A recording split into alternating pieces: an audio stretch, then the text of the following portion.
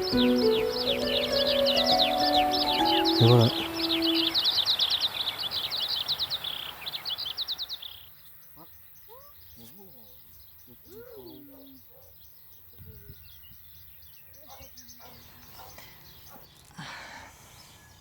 Pour rappel, on a rapatrié ici 2 colonies qui sont arrivées dans une ruche Ouaré, avec un compartiment de ruche Ouaré.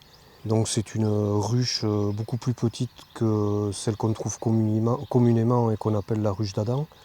À l'intérieur de la ruche Ouaré, on trouve, si je me souviens bien, 8 cadres.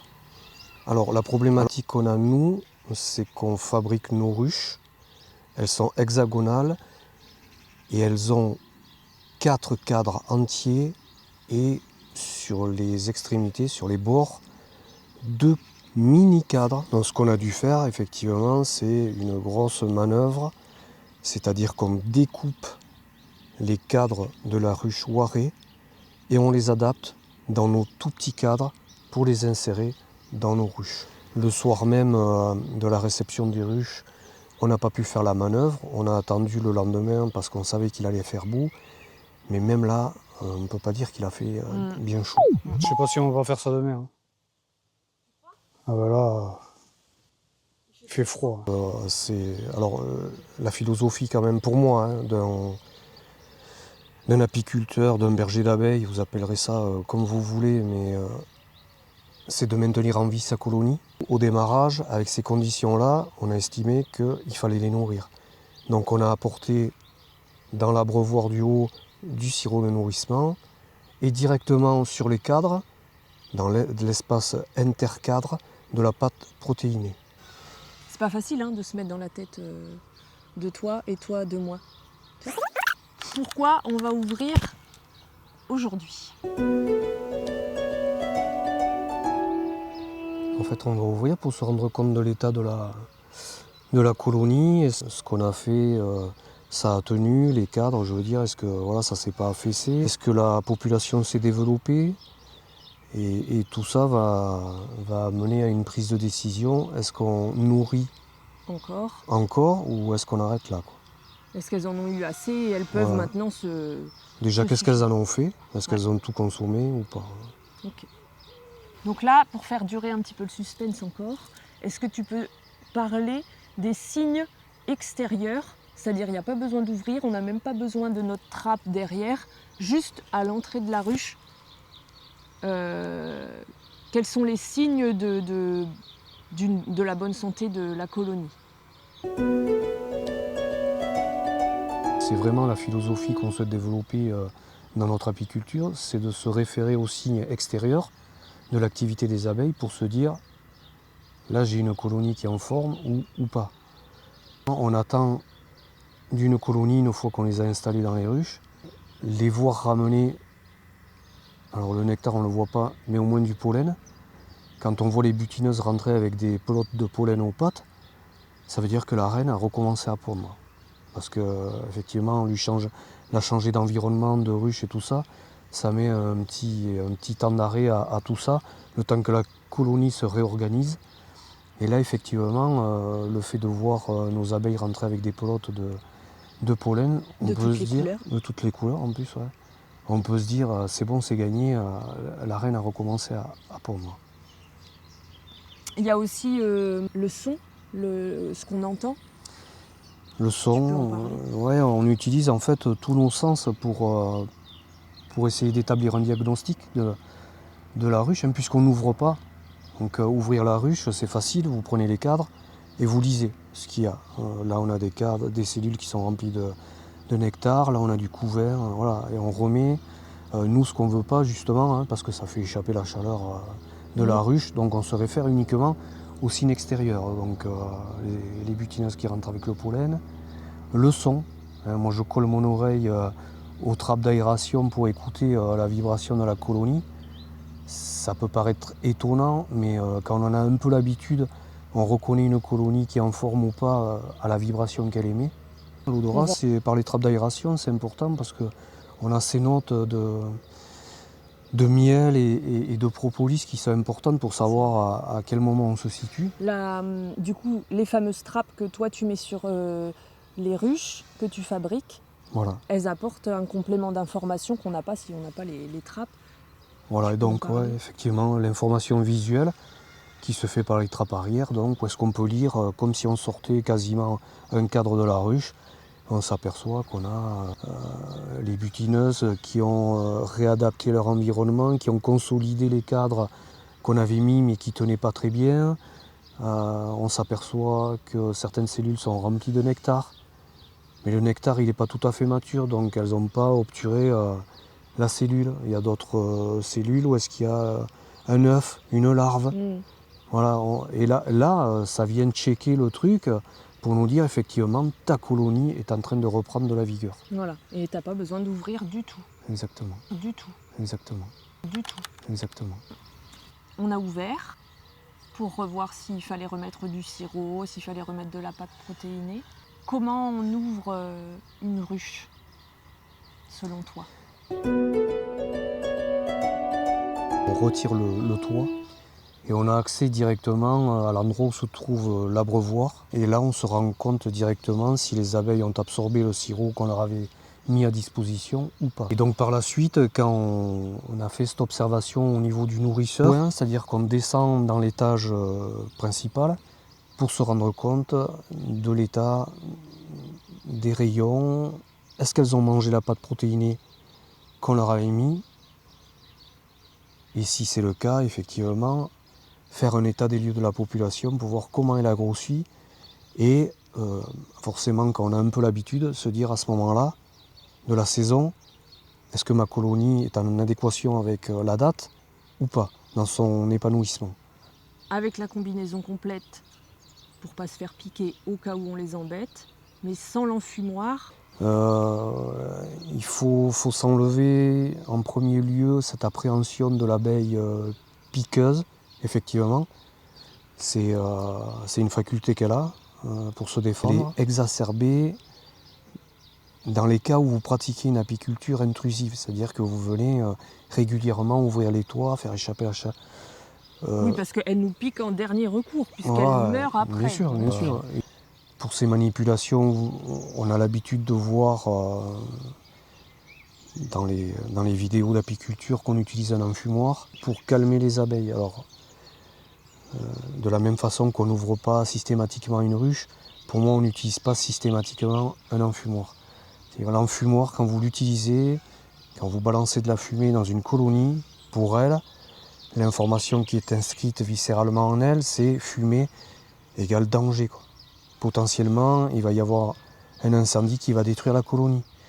Donc le réflexe à tout ça, c'est de plonger dans les cellules de miel, moins de nectar, de s'engorger pour éventuellement fuir et puis chercher un autre abri ailleurs. Elles ont un système respiratoire comme nous, et qu'elles vivent dans un milieu clos. Quand vous enfumez un organisme dans un milieu clos, vous l'étouffez.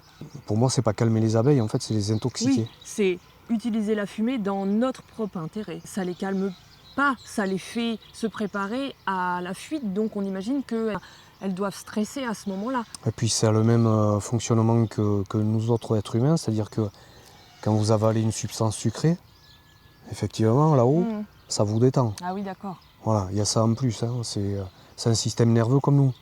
Donc c'est pour ça qu'elles sont sensibles aux pesticides, et nous, par la même occasion, c'est la même chose.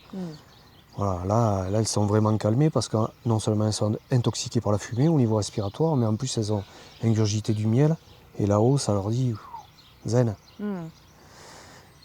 Ok, donc les premières impressions, quand on ouvre, sans la fumée, tout doucement, pour pas les embêter, elles sont pas agressives du tout. Pas du tout. En tout cas, elles nous sautent pas dessus. Toi, tu m'avais dit que, en général, quand elles sortaient par le dessus, c'était pour nous piquer directement. Ouais. Là, elles sont tranquilles. Voilà, il y en a quand même une ou deux qui viennent checker ce que vous êtes en train de faire, mais effectivement, et puis il faut le comprendre, quand on ouvre une ruche pour aller au cœur du couvert, c'est-à-dire ce qu'il y a de plus important pour un animal, pour elle. Oui. Voilà, il va le défendre bec et ongle. Et effectivement, quand vous avez cette pratique non intrusive de l'apiculture, ben, elles ne vous sautent pas dessus, quoi. Donc là, ça s'est fait en douceur. On a pu retirer la grille à propolis pour se rendre compte qu'elles avaient consolidé les cadres entre eux, parce que ben, on l'avait plus ou moins bien fait, en tout cas pas à leur goût. Là, on a Et été ça c'est très bien. On a dû être rapide tellement Ouais, il ouais, faisait froid, quoi. c'est ça. Mm.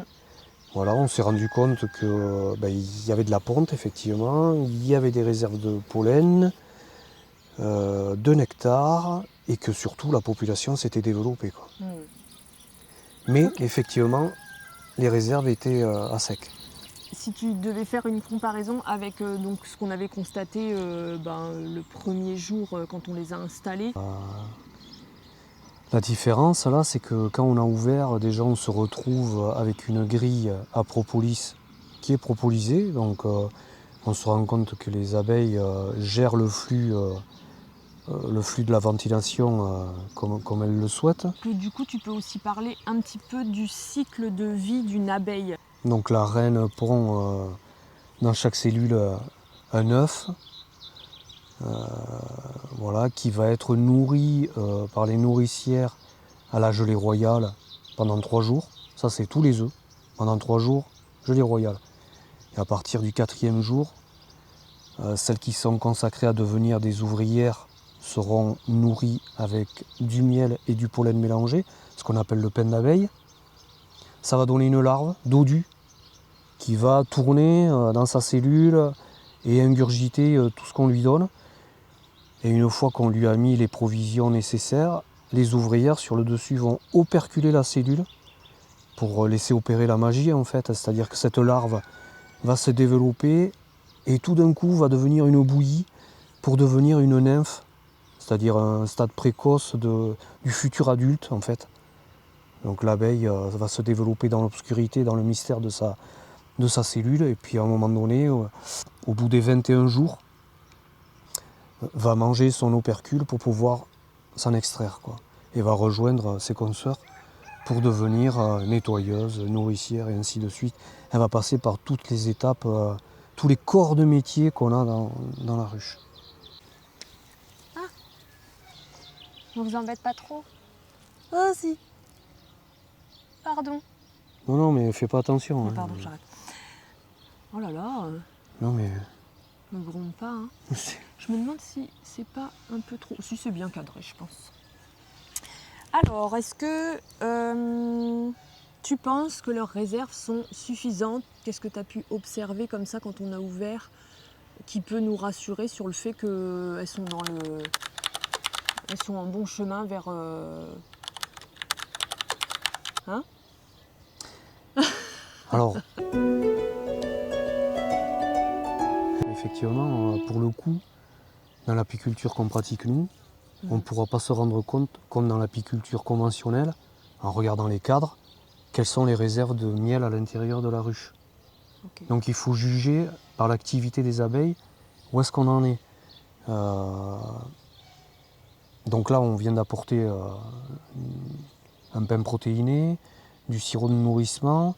L'activité est belle, hein, c'est-à-dire qu'on a des abeilles qui sortent en nombre, qui vont chercher du pollen et du nectar et qui rentrent. Voilà, ça, on voit que ça se développe, le nombre est en train de grossir. Pour autant, par rapport à la date à laquelle on est, c'est-à-dire mi-juin, on a eu du froid là, hein, début juin. Elles occupent, on les a installées dans ce compartiment-là, et on respecte le sens de l'évolution d'une colonie, c'est-à-dire qu'on a grandi avec ce modèle-là de ruche par le bas et non par le haut. Elles commencent à coloniser cet étage-là, mais elles n'ont bâti qu'un ou 2 rayons. Et à ce moment-là, à mon avis, on devrait être plus avancé. Donc c'est pas étonnant puisqu'on a eu énormément de pertes au niveau du transvasement. Donc forcément, il y a eu un retard à combler. Et là, on est à un stade, alors c'est plutôt bien, mais ça pourrait être beaucoup mieux. Autre facteur à tenir en compte, on n'a plus de froid, on n'a plus de pluie, mais on est rentré dans une période de canicule. Et il ne faudrait pas que ça dure trop longtemps. Pourquoi? Tout simplement parce que les fleurs ne vont plus offrir de nectar s'il n'y a plus d'humidité. Donc à un moment donné, ça va poser problème. Donc il faut rapidement qu'il y ait une descente de la température et de temps en temps quelques petites pluies pour relancer la machine végétale. Ça va aller de concert avec le développement de la colonie. Donc rien n'est garanti pour l'instant. Voilà. T'es pas inquiet? Je suis pas inquiet. T'es plutôt satisfait même? Ouais, ça prend une belle tournure. Ouais. Ok. Malgré le départ compliqué, ça prend une belle tournure. Mais pour toi, la période à laquelle on est, elles sont pas encore assez fortes pour assurer sereinement l'automne et l'hiver. Voilà. À cette époque-là, elles devraient être plus nombreuses, ça devrait être plus construit dans le compartiment du dessous. Okay. Pour moi, elle devrait être dans ce compartiment-là et avoir quasiment fini la construction de cet élément et déjà avoir entreposé des réserves de miel et de pollen à ce niveau-là. Là, c'est pas le cas. Donc, c'est prometteur comme activité, mais on n'est pas tiré d'affaire, quoi. Ok. On s'assagit. On s'assagit. On devient plus sage. Pas trop, quand même. Pas trop? Bah, faudrait pas, non, les gens vont se faire chier. Quels sont les objectifs pour les semaines à venir? Est-ce qu'il y a une grosse étape où là maintenant il n'y a plus grand chose à faire à part les regarder? Mais là, comme je disais, il faut de toute façon il faut venir observer tous les jours, ça c'est sûr. C'est-à-dire que si cet état de chaleur là se poursuit, il va falloir venir voir qu'est-ce qu'elles ont bu comme sirop. Et si elles ont tout cramé, peut-être leur en redonner, parce qu'avec une chaleur comme ça, il n'y a pas de production de nectar chez les fleurs. Elles se mettent en réserve aussi. Donc là, ça va poser un problème en plein développement de la colonie. On est en contre-jour. Ah. Oui. On se met en contre-lune. Là. Bonjour, c'est nous la lune. On était contre le jour. Ouais. Maintenant, on est mieux. Oui. On a le soleil dans la gueule. Voilà. Rien, on va à l'ombre, sinon viens. Ah oui, c'est pas con ça. Parce que... En plus, on a des arbres. On pourrait passer dans notre allée de fraisier. Ah oui. Oh, les gens vont on vous propose ça. Fraises. Voilà. On Par là, c'est vrai que c'est chiant. Pas du tout. Voilà. Attention à pas se cogner au seau, parce que ça fait mal à la tête. Ouais, la température à surveiller. Okay. Parce que si ça continue comme ça risque de devenir problématique rapidement. Et donc il va peut-être falloir donner du sirop encore. Sinon, si la température descend et qu'on tombe dans des températures de saison, et que le temps reste au beau comme ça, au moins jusqu'aux dernières semaines belles de l'automne, on ne va pas ouvrir. Là par contre, arrivé aux dernières semaines belles de l'automne, il va falloir faire un état des lieux, c'est-à-dire comment est la population dans la ruche. Je rappelle, pour moi, c'est encore subjectif ce que je dis là, mais il faut qu'à l'entrée de l'automne, au milieu de l'automne, il faut que votre population soit blindée pour passer l'hiver très correctement. Pour moi, c'est le moment crucial pour l'apiculteur. À ce moment-là, à ce moment-là, si la population n'est pas nombreuse, vous risquez de vous retrouver au printemps suivant avec un démarrage très très compliqué